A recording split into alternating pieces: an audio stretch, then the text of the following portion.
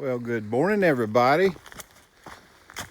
It's a beautiful, crisp morning here in the mountains of North Carolina. I just got started, and you can see I got my jacket on. It's like 52 degrees. And tomorrow, the low is 47 degrees. So, perfect, I say, perfect. I love hiking in the 40s and the 50s. And honestly, if I look back on this hike in totality, I've really been blessed with wonderful weather. Of course, day one, you saw day one. If any of you guys went back and saw that day one video from when I went north from Max Patch, it was kind of iffy that day. You know, I was in the snow that day. But beyond that, you know, I hiked a lot of days where the mornings were in the 40s and 50s. And I don't think I hiked more than probably 4 days with temperatures that were in the 90s. I bet probably less than 30 days where temperatures were even in the 80s. So it's a nice thing about starting early in February. You're almost like chasing the spring all the way up.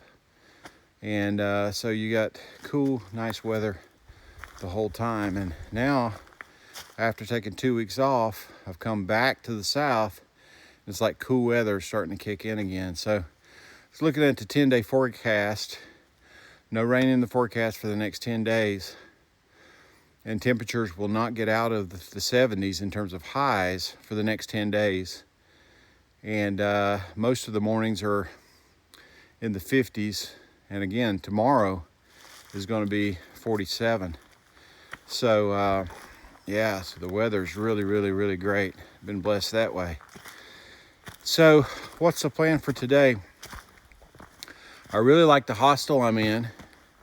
And I love the NOC in that Bryson City area.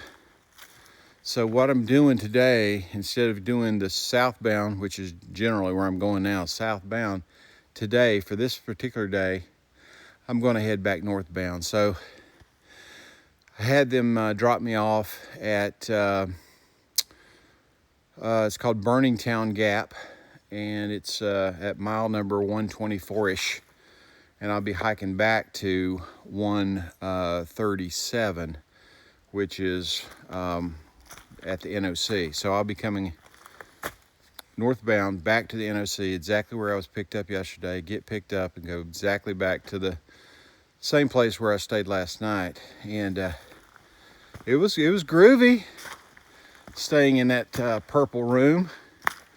Beds were really comfortable. I think they got those memory foam mattresses.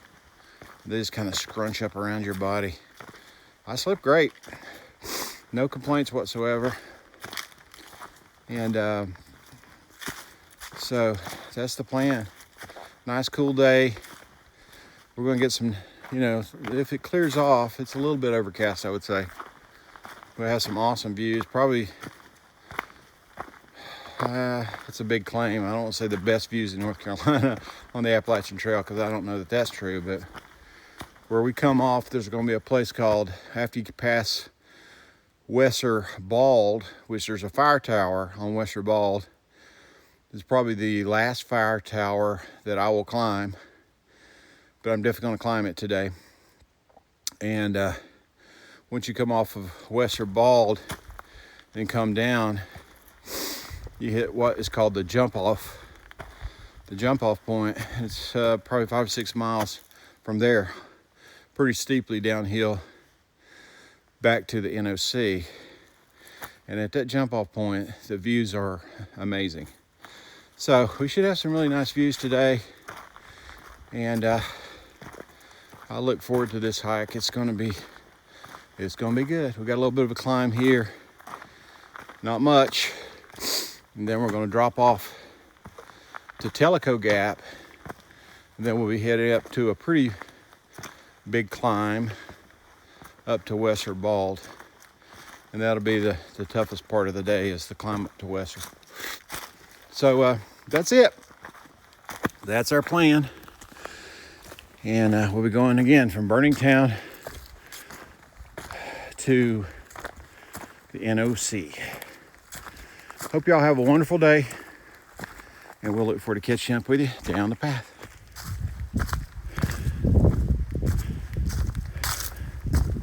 A little history about this immediate area that we're walking in today. The gap I was dropped off at was called Burning Town Gap, and the way it got its name is in the mid 1800s. There was a Cherokee village right there in that area of where the gap is today, and it was burnt down by settlers or soldiers or something, and that's how it got its name, is Burning Town. But there was a trail that the Cherokee village there in Burning Town used to get to another Cherokee village, which was in Robbinsville. So it's actually exactly, that connected the two. And a fair portion of the trail that we're walking today, on that later became the Appalachian Trail, was originally, probably the trail we're walking on right now, was originally a Cherokee trail, Indian trail. So they didn't build all of this Appalachian Trail from scratch. Some of it was pre-existing.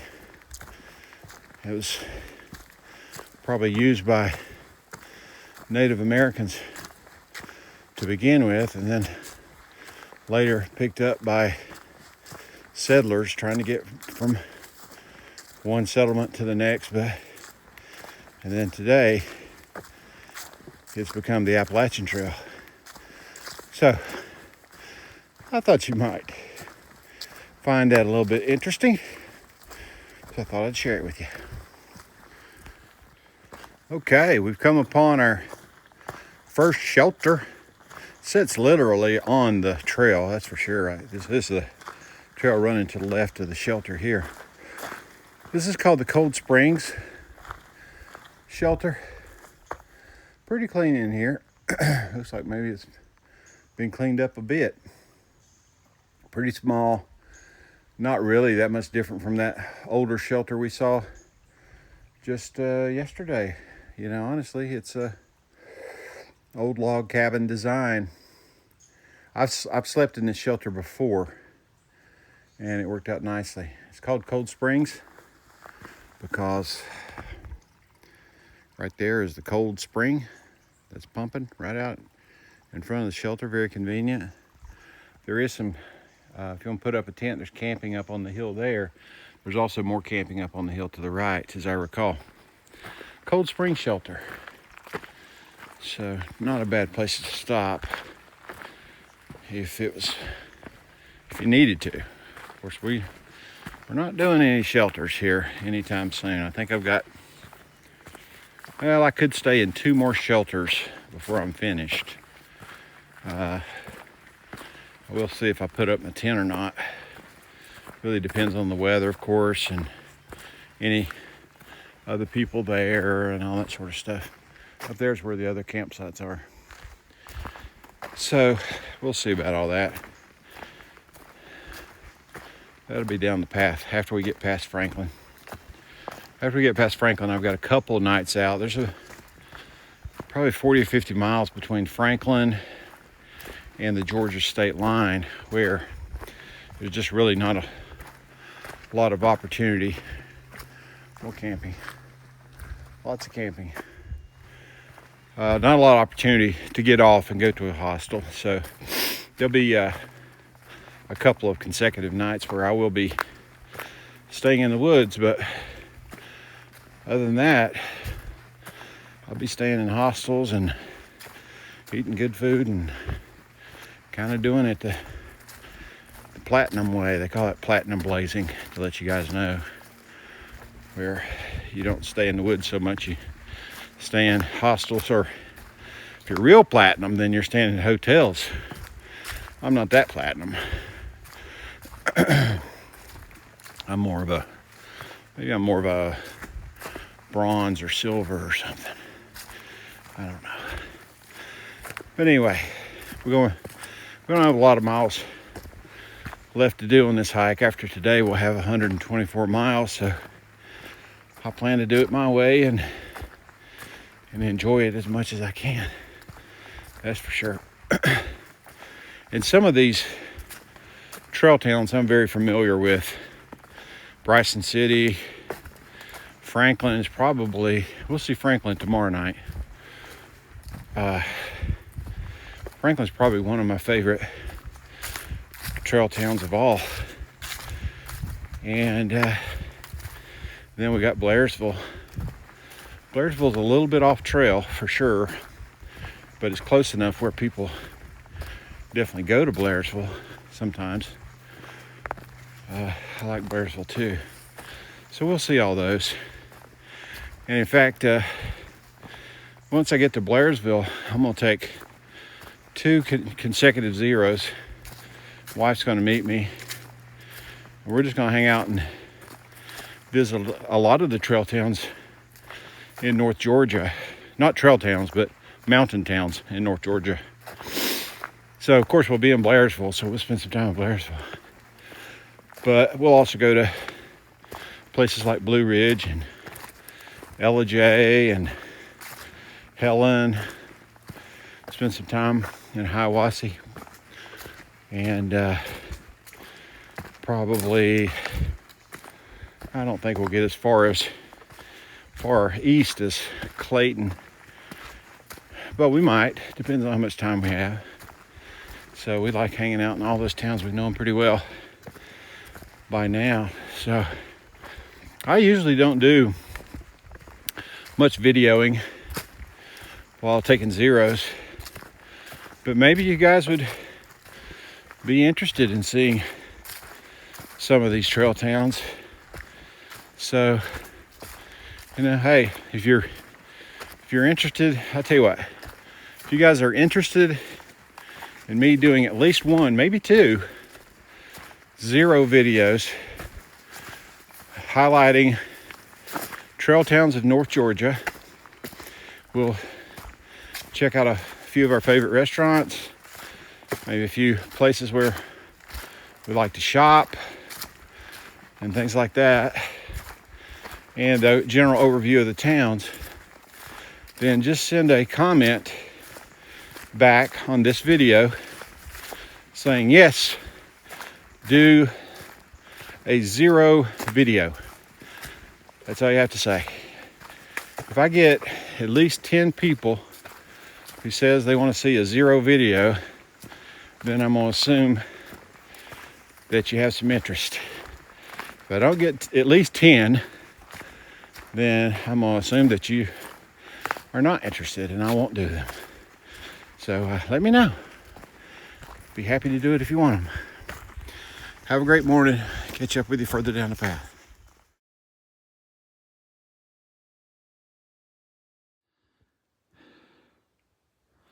All right, folks, we've got to our first viewpoint of the day. Isn't it pretty? Far as you can see. Weather absolutely could not be any better.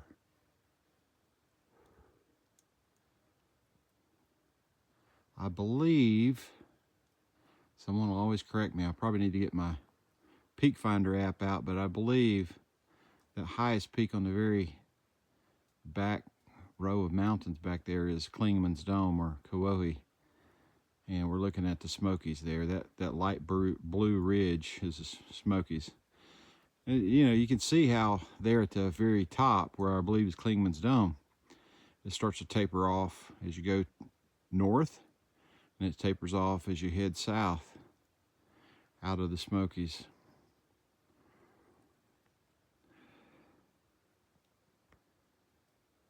Beautiful. I tell you what, That'll make you proud to be a native North Carolinian for sure, as I am. That is really, really beautiful. All right, everybody, we're making good progress. The trail's awesome. Just awesome. First time I did this trail, I said, boy, whew, I'm tired. This is a tough trail. It's all a matter of perspective, isn't it? This is so easy. I mentioned on my video yesterday, I'd had a few people, guys I'd hiked with a little bit here and there, and reached out to me when they saw that I was back on trail, trying to finish up my hike and providing words of encouragement and all that sort of stuff, which I very much appreciate. I also heard from a fella named Straps. I don't know how many of you guys remember Straps, but Straps and I hiked together just for a few days in New York. And he was pressing hard. He had a family commitment. He's from Canada, and he was doing his best to get a few days ahead of his hiking partners at the time in order to make that family commitment and then come back to trail and then connect with his hiking partners. Well, during the period where he was really pushing hard, he passed me, he crossed my path, and we spent maybe a couple, 3 days together here and there. And long term, there's no way I was keeping up with him. He was doing over 20 miles a day, every day. So that probably wasn't going to work. And but I enjoyed my time with him in New York. I remember the day I went to Tony's Deli in New York, and that's the day I picked up a pair of new shoes. I got my wife to mail into me there at New York, and we got a couple of gigantic Philly cheesesteak sandwiches there. Had lunch together, and then from there hiked, I don't know, maybe 6 or 7 miles up to where I was camping that evening. So he's a great guy, but when he finally came back to trail from his family engagement, he was way ahead of his family, and I was ahead of him, but he caught me very quickly. He had already gotten in that trend of doing big miles, and he passed me. But while we were talking, he told me about running into and meeting the Six Pack family. Some of you guys have followed their videos. Great family out of Asheville. And he told me when he first met them that they had done him, some trail magic. The Six Pack family were blessed with, a lot of support, a lot of trail magic, shuttles, and certainly a lot of food and refreshments and things like that to support their family. And I thought that was awesome. But I guess there was a day maybe where it was really a tough day, and they saw him walking maybe the side of the road or something, and as the story goes, I believe they chose to pick him up and give him a ride. Can you imagine? You got a full van, probably of 4 kids, and you squeeze together to let in a random hiker. But that's how this family was. I'm kind of going off on a bit of a tangent here, but I felt that same type of support from them too. I saw them probably 5 or 6 times, and where we were crossing paths. Usually I was slack packing going south when they were headed north. But there was one exceptionally warm day in Vermont, right before you get into Hanover, New Hampshire. And that was a day, because Vermont was so overgrown, I chose to wear long pants because I was afraid of getting any more ticks. And I was so hot. And I walked into this little town. I was waiting for a shuttle pickup. And Remy, the dad of the family, saw me out in front of the public library. And he probably recognized I was in a little bit of distress with the heat. I was searching for some shade. And he walked up to me. He recognized me. Walked up to me before I recognized him. He said, "Hey, we got a guy behind the library that's providing drinks and fresh fruit to the family. Just go behind there and tell him I told you to come." So I did. I walked behind the library in the parking lot.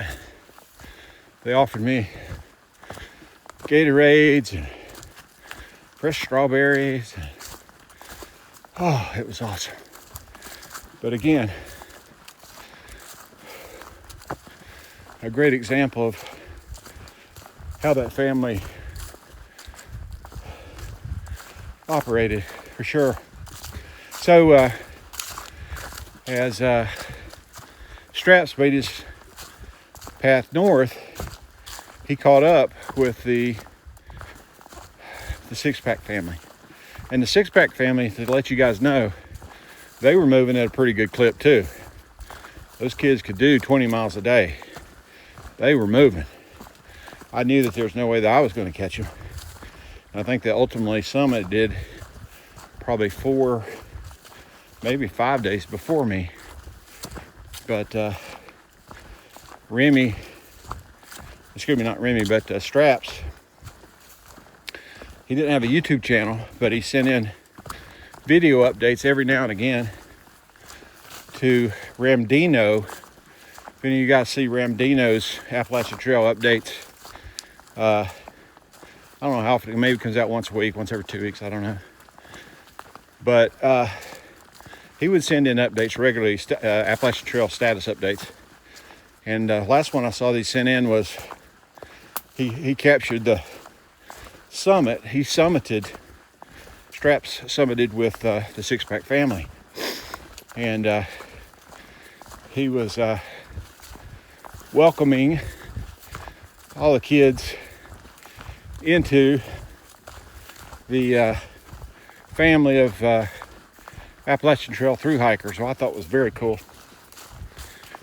Straps himself has now hiked, done 2 full 3 through hikes of the Appalachian Trail. So I thought that was pretty awesome that he was able to finish and summit with those guys. So anyway, Straps, I know you're probably watching. He told me he was missing the trail, and he's keeping up with my hike just to watch me finish. And I appreciate that. I wish you well, great health and happiness. And I'll throw up a picture of Straps and I together as we were in New York. Hope everybody has a great day. We'll catch up with you as we move further down this path.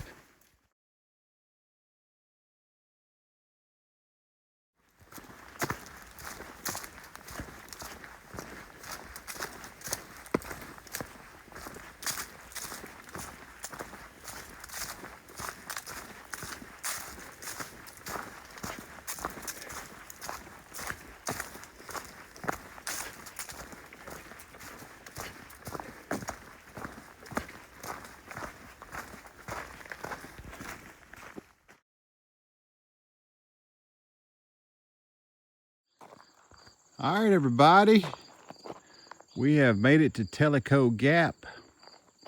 You see there's a truck parked there and a car parked here. This is a pretty common place where people will get dropped off, or they'll start a day hike or something like that. In fact, if I had to pick one place to do a day hike It would be from here at Tellico Gap back to the NOC. That's the one I would promote for sure. I would, it's going to be, let's call it 8 miles. It's 7.9 miles right from here to the NOC. Has tremendous views. We're going to get some great views up here.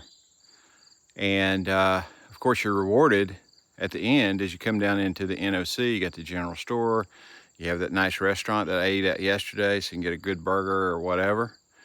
So this is a good place. I would recommend, again, if you have a couple of cars, park one car here, and then the group hikes, definitely go northbound. Definitely go northbound from here back to the NOC because you have a lot more downhill. And enjoy the views, enjoy the day. I would give it probably a difficulty rating of between 1 and 10 of maybe I'd call it about a 7, 6.5. The hardest part is the climb here. So we are currently at about, I don't know, maybe 3,600 feet. Yeah, I think that's right. No, less than that, probably 3,000 something. Anyway, it's about a 750 foot climb from here up to Wesser Bald. So it's fairly steep. There's a good climb there. And, but once you get up there, it's cruisy and you're, you know, on a flat ridge. And then from there, after the ridge, you're going downhill. So, it's a great day hike if you can do it. So, that's the plan for the rest of the day. So we've got 5 miles done. We've got almost 8 miles to go. And, we're going to take off here and get up this mountain. So let's go check it out. Okay, folks, we've almost made it to the top of Wesser Bald. I know this because I can see the fire tower right there.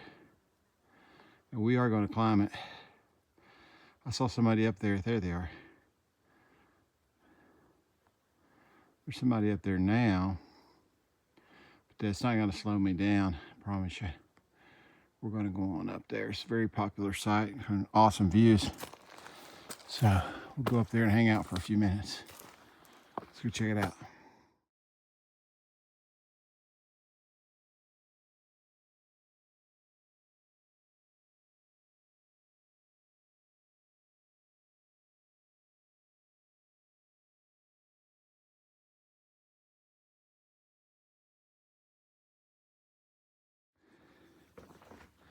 All right, everybody, we made it to the top of the Wesser Bald Tower. And we got 360-degree views around here. It's awesome.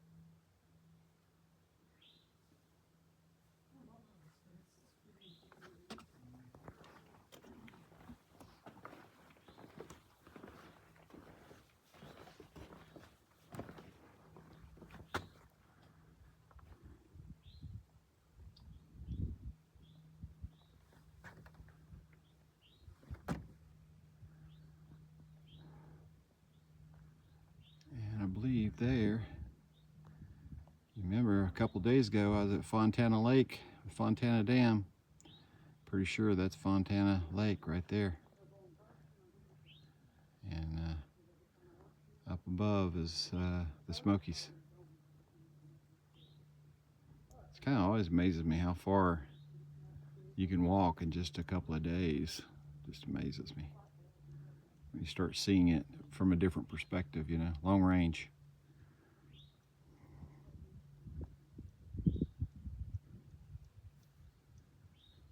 Alrighty. We We got more great views ahead of us. Let's keep on getting down the trail.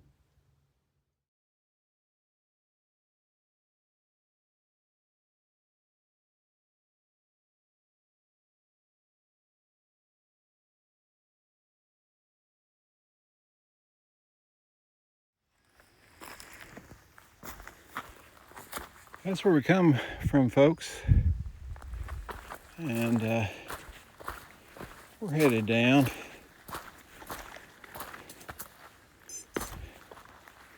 We are getting really close here to that spot that called the jump off.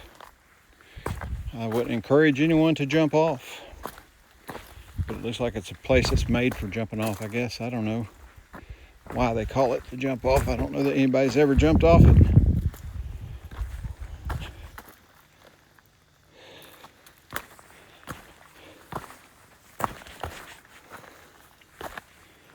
Look at the views.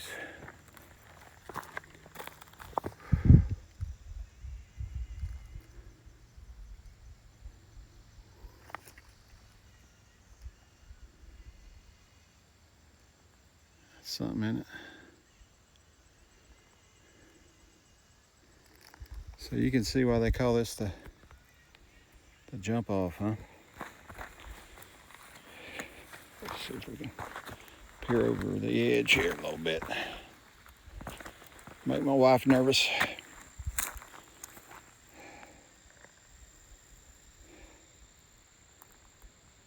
That's something. The jump off.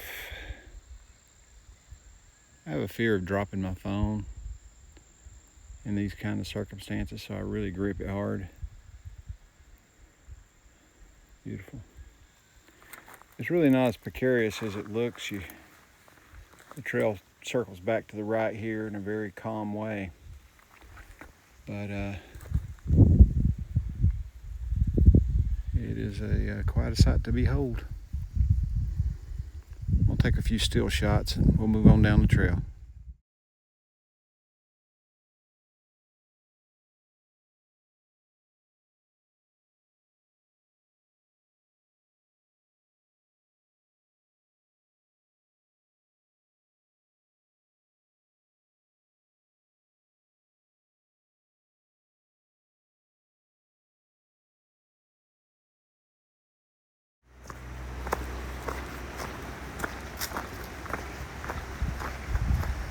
Here we are. Boom, Appalachian Foot Trail, Georgia to Maine.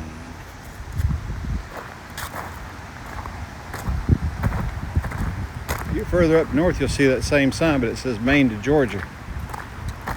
Ain't that many people going from Maine to Georgia. Well, of course, I guess I did, didn't I?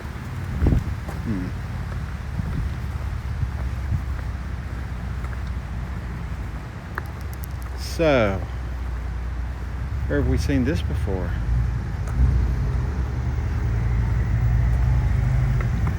All right, we're gonna go back over here to River's End. I've been calling it River's Edge. Makes more sense, River's Edge. River's End. See if we can find us some food.